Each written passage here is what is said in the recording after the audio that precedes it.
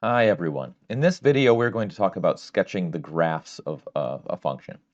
And we're going to do that by following the guidelines that I discussed in the previous video that I posted. So you might want to go back and watch that video first. And we're going to start with step 1. Determine the domain of the function f. Now I should have written determine the domain of f. It's kind of silly to write the f. It's like saying give the hat to the Susan. Right? Susan's her name. You can just say give the hat to Susan. Right? In the same way, f is the name of the function. I should have written determine the domain of f. Right? Just pointing that out. It's not wrong, but it's a little silly way to say it. It's a little typo.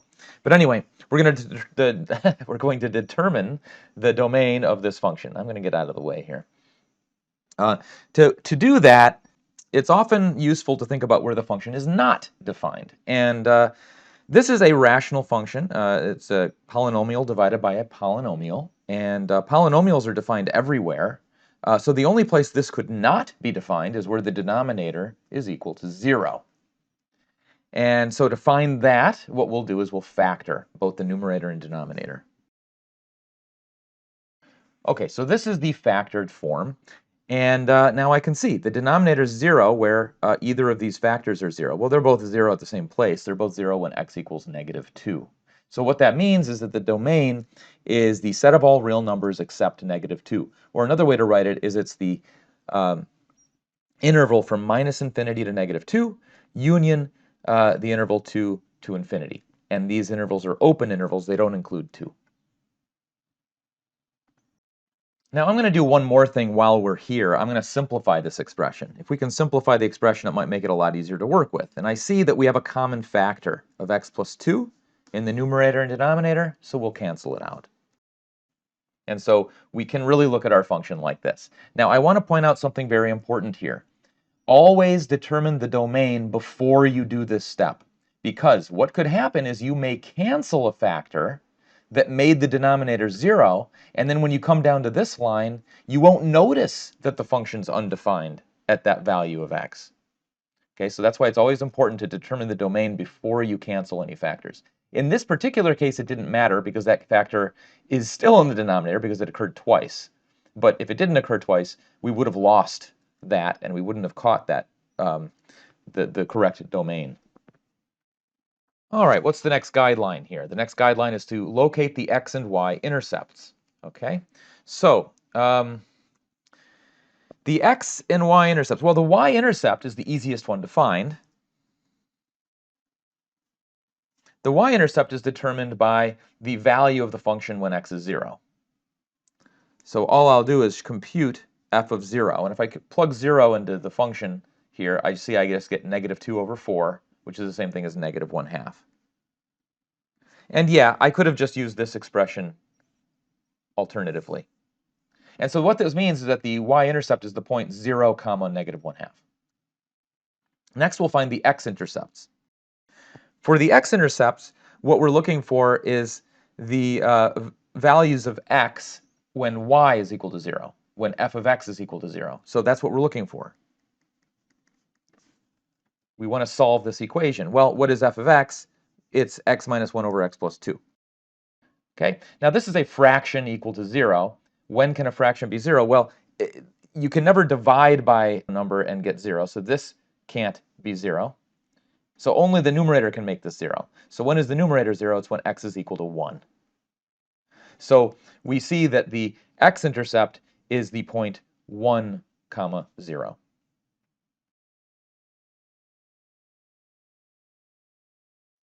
All right, the next thing we're going to do is we're going to evaluate the limits at infinity and -infinity to determine the end behavior. Okay, so our function, we saw that it simplifies like this. Now, if you watched our previous videos, you know that the trick to finding the limit at infinity is to divide through by the largest power of x. So I'm actually going to do that here. All right, so if I divide everything by x, x divided by x is 1. 1 divided by x is 1 over x. X divided by x is 1. 2 divided by x is 2 over x. So this is another way to write our expression, but this will help us find the limit at infinity and -infinity. Okay, so the limit at infinity. Well, when x goes to infinity, 1 over x goes to 0, and 2 over x goes to 0. And so the numerator just goes to 1, the denominator goes to 1, and so this goes to 1. When x goes to negative infinity, the same is true. This goes to 0, that goes to 0, so it's 1 over 1, it goes to 1. And so that's the end behavior of our function. And in fact, we can say that the function has a horizontal asymptote y equals 1. All right, next up we have to determine whether f has any vertical asymptotes. All right, so how we do this is we're going to be looking for numbers a where the limit as x approaches a from either the left or the right is equal to plus or minus infinity. If that's true, we have a vertical asymptote. And a good place to look are those values a where f is undefined, although that is not necessarily necessary, but typically that'll be the case. The function will be undefined there.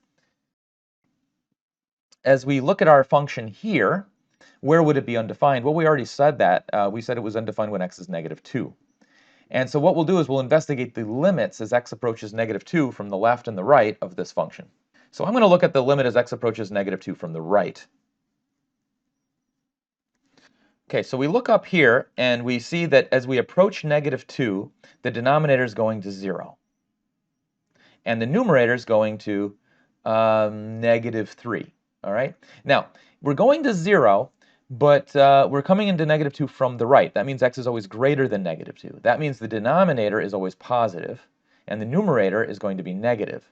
So the result is going to be negative, but because the denominator is going to 0, and the numerator is not, we know this is going to infinity. And in fact, it's going to negative infinity.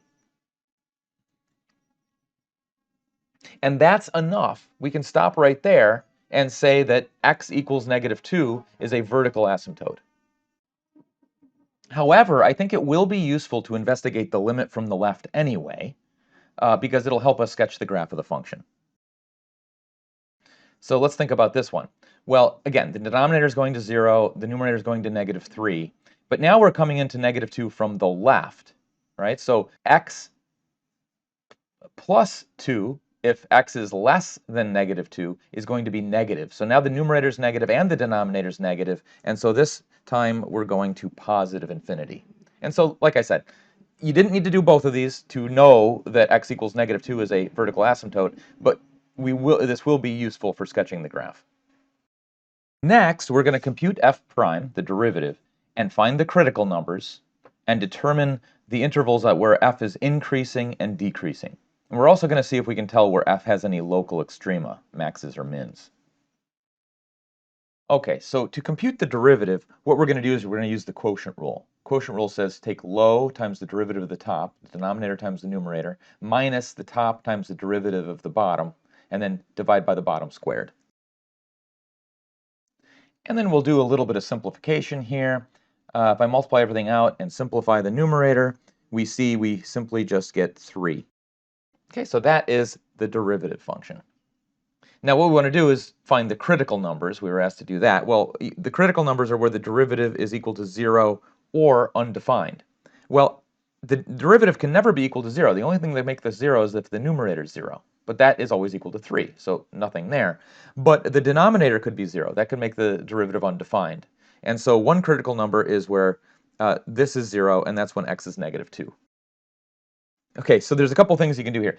I guess the quick thing to do is to just notice that this is always positive, right? It's a positive number divided by something squared, so f prime is positive everywhere, except where it's undefined, right?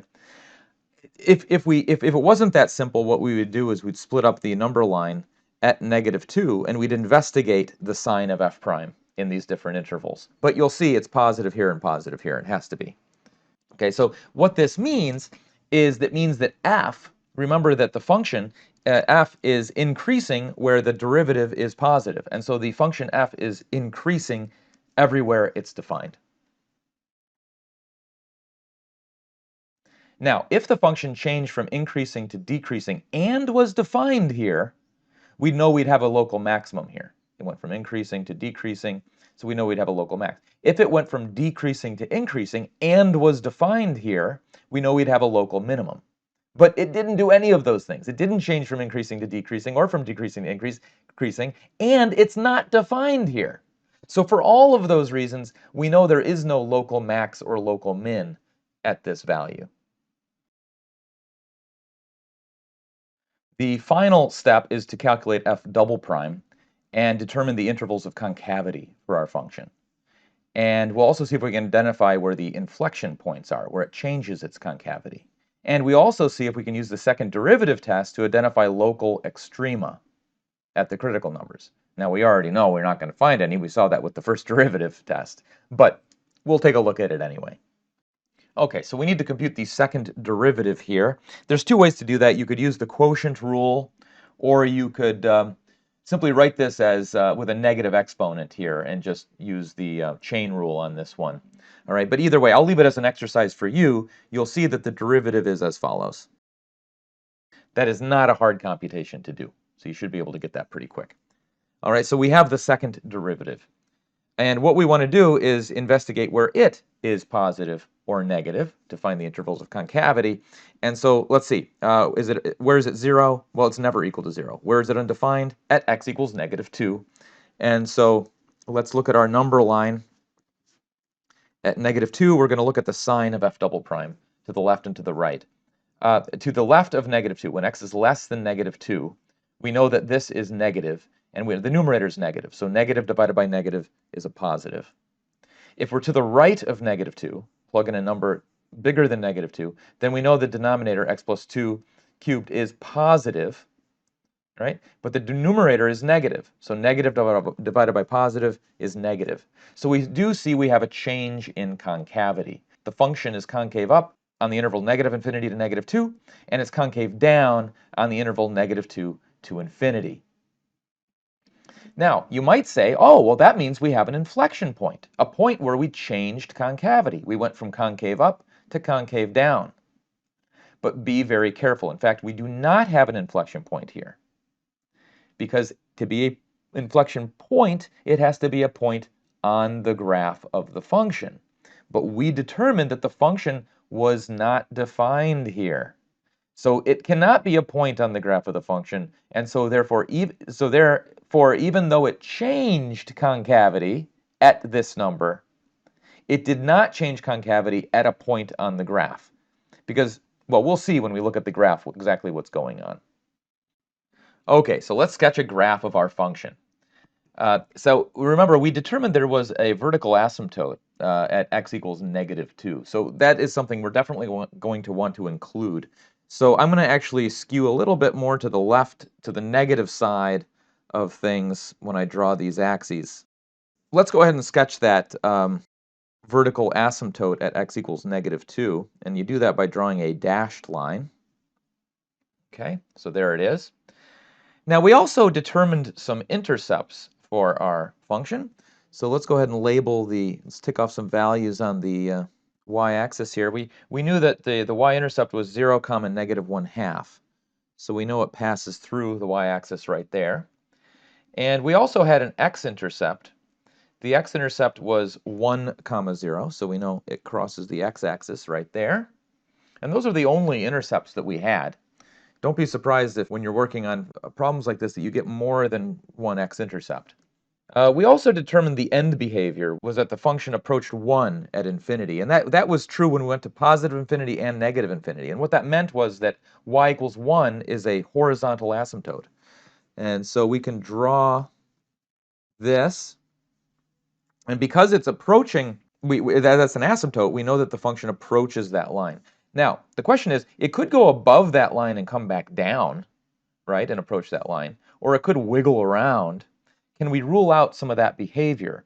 Well, yeah, because we determined that the function was increasing everywhere. So it can't go up and come back down, or it would be decreasing. So really, the only option is, for this graph, is for it to just level out like this. Now, this is an asymptote. We could maybe think that maybe the function goes up like this and goes up to the asymptote this way. But think about it. If that were to happen, it would have to have another x-intercept. It doesn't, so that means it must continue downwards. So I know that the function goes down like this. Now, what happens to the left? Well, we know that when x approached -2 from the left, the function went to positive infinity, so we must have gone up this way. Now, the way I'm drawing it right here, it couldn't be the case because we would have another x-intercept. So it must, ooh, it's a bad smudge. So it must live completely above the x-axis, right? So it must go something like this. But now, hold on, it can't dip below this horizontal asymptote because we know it has to approach that asymptote. If it approaches that asymptote and went below it, it would have to come back up, right? But that would make a place where the function was decreasing. That can't happen. Remember, the function is always increasing. So the only choice here for it to approach this line and also this line would be for the graph to look like this. That's really the only possibility. And we also determined concavity here. We said that the function was concave up to the left of -2, and that's what we're seeing. And it's concave down to the right of -2, and that's what we're seeing. And remember how we said there wasn't an inflection point? I think now we can see why, right? There is no point on the graph right here. The graph is going up to infinity or negative infinity, depending on which direction you're coming from. There's no point at all on the graph at x equals -2. And so this is a sketch of the graph of our function.